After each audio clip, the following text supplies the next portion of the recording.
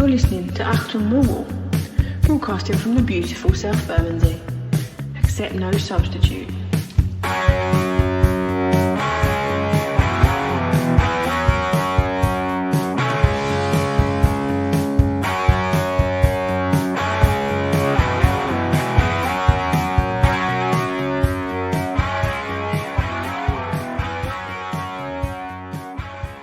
Hello, dear listeners. Broadcasting from perhaps the most prestigious location I think we've ever done an AchtungMillwall. We're joined by BBC Radio 5 Live's own Aaron Paul.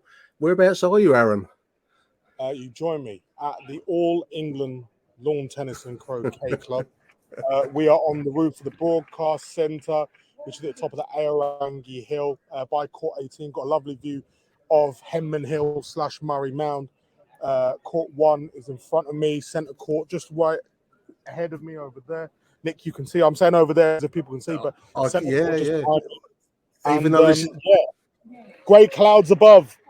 Yeah, even though this is the medium of the radio, if only we did video broadcast like some other people, you could see the majesty of the setting. It's a wonderful place, Aaron. I was there on Tuesday. I don't call myself a tennis fan, but it's hard not to be swept along with the event. It's got a real kind of weight to it, isn't it, Wimbledon? Yeah, you're enjoying yourself, I can tell. Yeah, it's been an incredible week, genuinely. An amazing week, watching really, really good tennis. Watched Coco Gauff just now. Yeah. Watched Yannick Sinner. Watch Elena Rybinka. I mean, like a load of tennis players. You watch 3-4 games a day, obviously doing the job that I do. And you just sit and enjoy it and hope it doesn't rain. It does look like it's going to rain, though. Those clouds do look heavy behind you, mate, I've got to say. Just drifting in, Nick. I'll tell you what, just before we move on to the football, I don't class myself as a tennis fan, but I saw Harmony Tan beat Serena Williams on Tuesday. Yeah, great game. A real gladiatorial contest. But I hadn't heard of Harmony Tan. But now, once you've seen some of these names, I mean, those names you've just mentioned there, I mean, I wouldn't know them, but once you've seen them, you feel connected to them. You follow them in a way that you wouldn't have done otherwise. Absolutely. I mean, it's look, people will always say it's a bad year for tennis because, Federer's not here and Murray's crushed that, Emma Raducanu's crushed that. There's still some really good people in those draws. Rafa Nadal on court at the moment. Caroline Garcia, big fan of her. I don't know if she'll win it. She does win it, but I think Ons Jabeur will win the women's. But it's such a festival. It's such an event. You come here, genuinely probably one of the biggest privileges of my life being here. Like, I am very, very fortunate to be here and very lucky and happy. Doesn't mean we chill all day. Trust me, we don't. We work like dogs here. I can believe that, mate.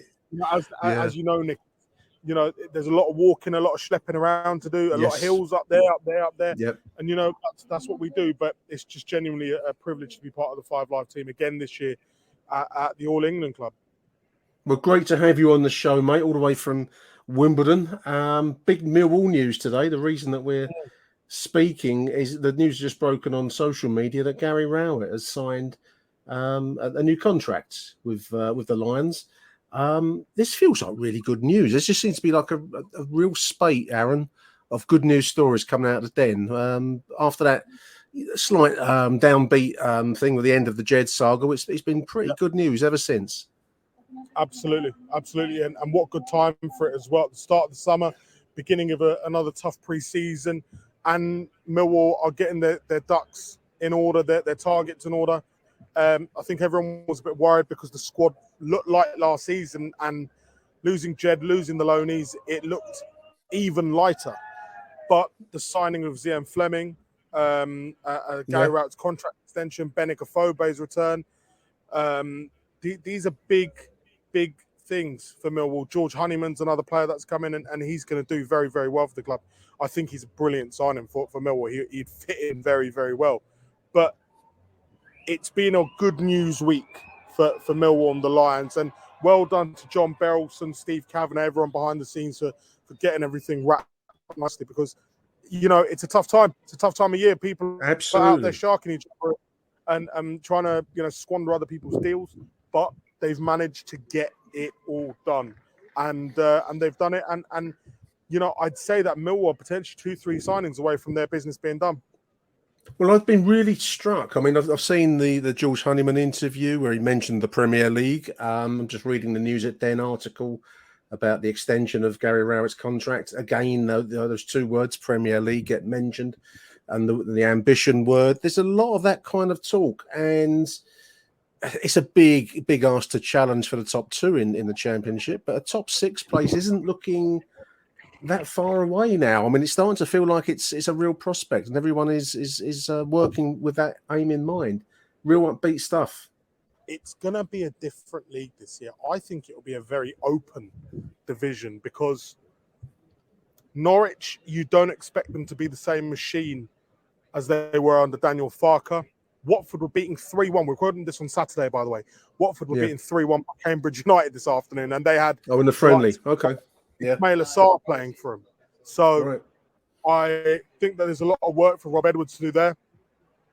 We've lost Fulham, who having a 45-goal a season striker is always going to cause problems in the division. But the face of the division is changing. It's about smart recruitment, smart purchasing, and having a good head coach. With Gary Rowett, it feels like time's flown with him. I don't know if you feel like that, Nick. He's been at the club, 3 years now? 3 years? 3 years. It's been a strange 3 years too, yeah. It feels like yesterday when he took over, and I still remember doing the pod when Neil Harris left.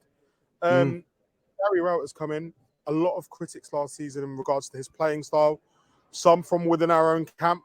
I'll make no bones about it. I thought that last season maybe his days were numbered, but the feeling from inside the camp is always that he's got the backing of the board.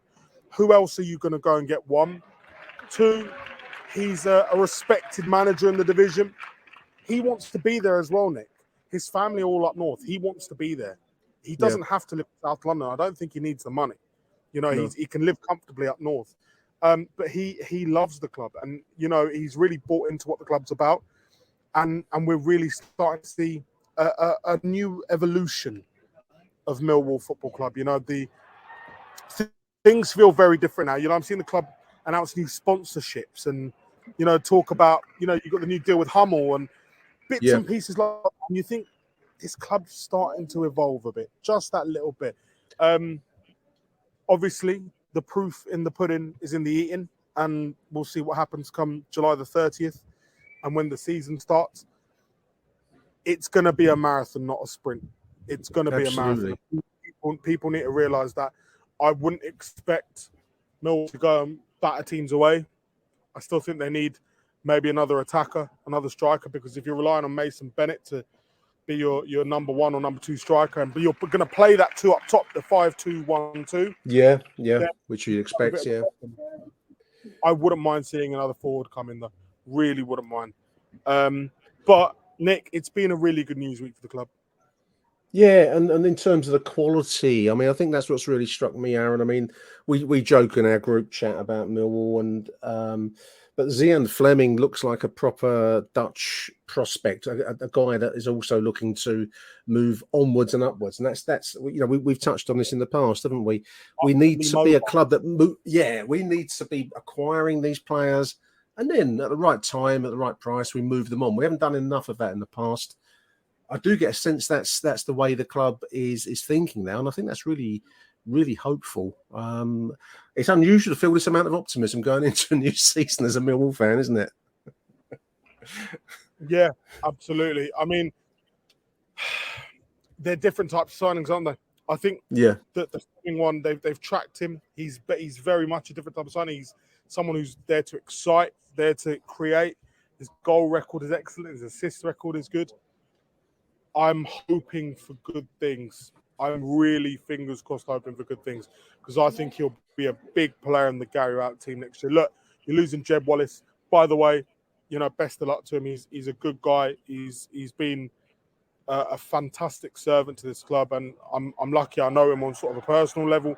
He's a great guy, and the move for his family is big. Plus, honestly, I know we saw West Brom last year, and we're like, yeah, they're shit, but they've signed Jeb Wallace and John Swift. They've signed John Swift. scored 20 goals last season, 25 goals last season from midfield. He's the reason Reading didn't get relegated. Yeah. You know, they've got him. Daryl DK will be back. West Brom will be a force next year. Believe me. Well, you would expect them to be the name alone, and as you say, those personalities. Look, I'm not going to lie to you. I have spoken to him about the move. It wasn't a case of, you know, he went for the money, but it's a long-term deal. He's got a family to think about, just got married, needs to think about the schooling of his children and what goes on going forward. And it was a good opportunity. Plus, Steve Bruce has you know, basically told him what the plan is. And to have him and John Swift is again, it's going to be dangerous. It's going to be scary. Obviously, they're going to look to make more additions. People are going to talk about their financial situation, West Brom. The owner has made no bones about it that he wants to sell the club, but they've gone and bagged themselves a player in Jeb Wallace. No, good luck to him. I agree. I you know, second everything you've said there. I just think it's a mark of the optimism knocking around the den that the Jed departure, which has been coming for a while, has very swiftly moved out of the radar of everyone with some of these signings. Zian, Honeyman, as you say, I think he'll be a real Millwall style player. Yeah, a lot of heart. I'm interested in Charlie Creswell, the season long loan that I don't know if that's officially confirmed yet. I keep reading it, but I think it's getting very, very close. Not pouring out the den yet. No, he does look like a very good. Let's hope that deal comes to pass because again, you know, Dan Ballard was a really strong loan signing. It's great to see us making these kinds of signings now. I'm surprised Nick Ballard's gone to Sunderland. You know, I'm really surprised. People think that. Go on. No, I would think he's going to be a first choice pick there, so that's number one. Which, you know, Arsenal probably wouldn't expect to be featuring, so he wants first team football. I can only presume, Aaron, that the financial deal is the same as we've already said with Jed. I mean, you know, I don't blame a player for taking the money personally. A lot of people think that it's going to be a potentially a back promotion for Sunderland. They reckon that, you know, Sunderland will be strong this year. I'm not sure. I think it's going to be a wide open division, but I'm surprised. I thought the opportunity to play in London would have been a big thing for him to join Millwall on a permanent deal, but obviously he's moved on. One player that I would have liked Millwall to have looked into was Cauley Woodrow, who's from Barnsley to Luton. I really would have liked Millwall to look into him because I think he's a good player. You know, he does score goals. He knows how to find the back of the net. I'm just disappointed that they got him first, but they've made some great signings. To be fair to them, loaning in the goalkeeper from Forest as well. I mean, so far so good for Millwall. I think you're right. There will be other deals to be done. I think the club have said that. Gary Rowett has said that.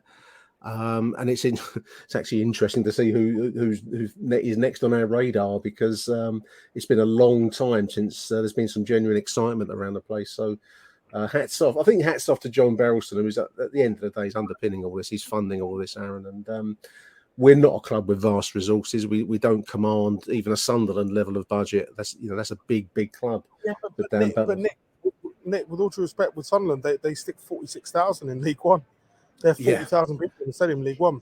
You know, it's a massive club. It's a big name. You know, mate, but they are, you know, in that part of the world, you either support Sunderland or Newcastle. Yeah, in London, look how many choices there are in South London alone. Yeah, you know, and Millwall has a certain fan base, and that fan base is bloody loyal. The problem is there's not enough of them. No. All we hope is that people actually get their asses down the den next season because when it's rocking, I'll be honest with you, I miss it. I really miss it. When it's rocking, man, that place is rocking. It's some theatre to go to. I mean, I know United have the Theatre of Dreams. I do think that our place is as good as any stadium on it's day. When we get a full house, when it's really going, there's no place quite like it. But yeah, I mean, it's all about the money. We've made a very, very good week in the close season, and let's see what we've still got 3 or 4 weeks yet to go before we kick off against Stoke. So it could be an interesting period ahead, mate. I wouldn't mind Millwall going for Jack Radoni. I think him at Wimbledon would be a signing. Really good player, very good prospect. He'd be fantastic. But Yeah, I genuinely would love to, just one attacker, maybe One a right, more. maybe We shall see. maybe a fullback that can play both sides would be nice. You know. Whilst I've got you, and I've got you online. I mean, obviously, Lee Bowyer has left Birmingham City. I think that was coming for some time, Aaron. It's hard to see where Lee Bowyer goes from here. Really, I mean, he's had a strange career in many ways. Huh? Doesn't need to go anywhere. He's done very well for himself, investing in fishing lakes. Is that what he's invested in? Is that right? I didn't know that. Vineyards. Okay, maybe You know, he'll retreat to the grapes and the fish. Who knows? Maybe. I mean, the Birmingham job was always going to be a poison chalice, especially with the ownership involved. Yeah. The Chinese owner, BSHL. They are a dodgy set of people. That's all I could say. Like, That's football. That's football for you, isn't it? There's something not right with them. But, you know, there's a rumour of David Sullivan taking over. Right. Okay. You know, the West Ham. Selling up at West Ham. Okay. Selling up because there's a Czech consortium that are interested in buying West Ham out. But, you know, rumours of David Sullivan. If David Sullivan goes in there, he's got to spend money because the ground is falling down itself. The actual stadium is falling down. Yeah, parts of it are closed off, aren't they? St Andrews, yeah. You know? Yeah. Two sides. Sorry, one side of it is just banged up anyway. Yeah. You're joining Achtung Millwall. Did you know Lindsay Hooper? Lindsay Hooper from Sky. Welcome to Achtung. Hello, Lindsay.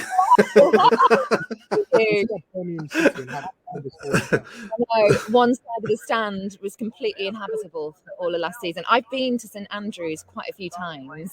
Right. The women there as well. Yeah. And there's something that has to be done about that pronto because it's just not good for TV cameras, is it either? Not to see a crowd. Well, we don't want to look at it. No, that's right. No, it's going to be an interesting period for them. Looking forward to watching Millwall play next season. Millwall, yeah. I've always liked going to Millwall because I think you get a bit of a bad rap, actually. And every time I go, everyone's so welcoming. And I think actually goes on a limb to try and prove that you're not the way the club is perceived. So, yeah, I really like going down to Wimbledon. Have you enjoyed Millwall? You nearly had it there, Lindsay. You had it in your grasp. That's why. Yeah. Have you enjoyed a glass of beer and some jelly deals? No, jelly deals. That doesn't really appeal. Oh yeah, I know. I don't like jelly deals. Pie mash. We'll do pie mash, Lindsay. Oh, pie and mash. Yeah. Uncle Nick. Nice to meet you. I don't want any jelly deal in the pie though. No. Neither do I. It's pie and mash. It's traditional. I can't bear jelly steak and deals. ale or something like that. Yeah. That's it. Yeah. Okay. Lovely to meet you, Lindsay. Thank you. As well. I hope Millwall have a good season. Bye. Appreciate it. Take care. There you go. There you go. Media stars there. Sky TV's. Was it Lindsay? What was her surname? Lindsay. Sky Sports. Okay. Well, and the Premier League. Yeah, what a legend. Come to the show for the stars, Aaron. That's what we say on here. You got more tennis work to do tonight, mate? You got more tennis coverage? I'm done. You're done. done. I've done three matches. I'm starving. I'm knackered. It's Oh, that's the ball review, isn't it? The in or out. Yeah. Out or in, Nick? Guess. In. Out. There we are. Yeah, we're watching Neil Skupski and his partner Desiree Krachik on court 18 on the old doubles. Doubles isn't bad, you know. It's actually quite good to watch. Doubles is an interesting sport. Yeah. I will go again. I didn't think I would say it when I went to. I took Mrs. H to the tennis the other day. I enjoyed it more than I thought I would do. So Nick, there's a lot of tickets this year, you know. Yeah, they were saying the numbers are down. Quite a few spare seats when we were there Tuesday. Oh, one more topic to talk about on the pod. What do you make of the new kit? I like it. I mean, it's like any club's kit, Aaron. You always get someone's going to say I hate it, but I think it's nice. I think I like the dark blue personally. Some don't, but I do. And I think Hummel is a great iconic brand. So the fact that we're even banding those names around, I think, says a lot about the club's direction. So I like it. You like it? It's great. Yeah, it's growing on me. I really do like Hummel as a manufacturer. They've dropped Charlton. They've picked up Millwall and Wimbledon this year. Yeah. Macron have taken Palace, interestingly enough. Okay. Yeah, it's all change in South London on the kits front. Reshuffle. Yeah, I think it's nice. I like the blue. It looks good. I think a lot of people complaining about the lion being greyed out on the actual logo, and Yeah. There's always something you can pick it up on, but at the end of the day, it's about results, isn't it? Results are what count. That's it. Points make prizes. Absolutely, mate. I'm going to let you crack on. Cheers, Huge thank you to Aaron Paul, live from the Wimbledon All England Lawn Tennis and Croquet. I didn't see any croquet going on the other day, Aaron, but I'll take their word that there's a croquet. After dark. Big thank you, Aaron Paul. All the best, mate. See you, Uncle Nick. Achtung, Millwall.